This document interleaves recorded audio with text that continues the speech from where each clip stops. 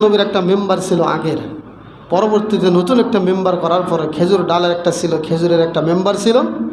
এই মেম্বারটা যখনই সরানো হলো, হাউ মাউ করে মানুষের মতো কান্না শুরু করেছিল মেম্বারটা। তখন বিশ্বনবী মেম্বারটার কাছে গেলেন, পুরাতন মেম্বারটার কাছে গিয়ে একটু হাত দিয়ে ছুঁইলেন, মেম্বারের কান্দা বন্ধ হয়ে গেল।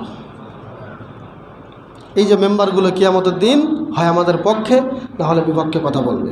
কাউকে ভয় করে যদি হক কথা আমরা না বলি, এই মেম্বারে কিয়ামতের মাঠে আমাদের বিপক্ষে কি করবেন? সাক্ষী দিবেন। এরপরে আরেকটি মজেজা হলো, তিনি বিষ মিশানো খাবার যদি কেউ তাকে দিত, এই সংবাদ তাকে দেওয়া হতো এবং তিনি সেটা বুঝতে পারতেন। বলেন সুবহানাল্লাহ।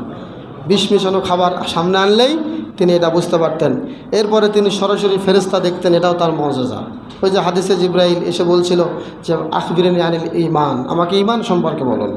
তো সরাসরি তিনি কি করতেন? সহিহ মুসলিমে এসেছে 177 নম্বর হাদিস, বিশ্বনবী ফেরেশতাদেরকে, জিব্রাইলকে সরাসরি দেখতেন এবং তিনি দোয়া করলেই বৃষ্টি হচ্ছে, এখন ক্ষতি মক্কাবাসীর জন্য, মদিনাবাসীর জন্য, দেখতেছেন ক্ষতি হবে, দোয়া করতেন, সাথে সাথে বৃষ্টি বন্ধ হয়ে যেত।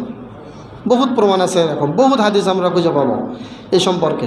এরপরে তার ভবিষ্যৎবাণী সত্য হওয়া, যেমন তিনি বলেছেন রোম যারা তারা পারস্যকে হারাবে এবং মক্কার মুসলিমদের অধীনে মক্কাটা চলে আসবে এবং সাথে সাথে ইসলাম পৃথিবীতে দ্রুত ছড়িয়ে পড়বে, এগুলো ছিল তার ভবিষ্যৎবাণী এবং এগুলো বাস্তবায়ন হয়েছে। বলেন আলহামদুলিল্লাহ। সম্মানিত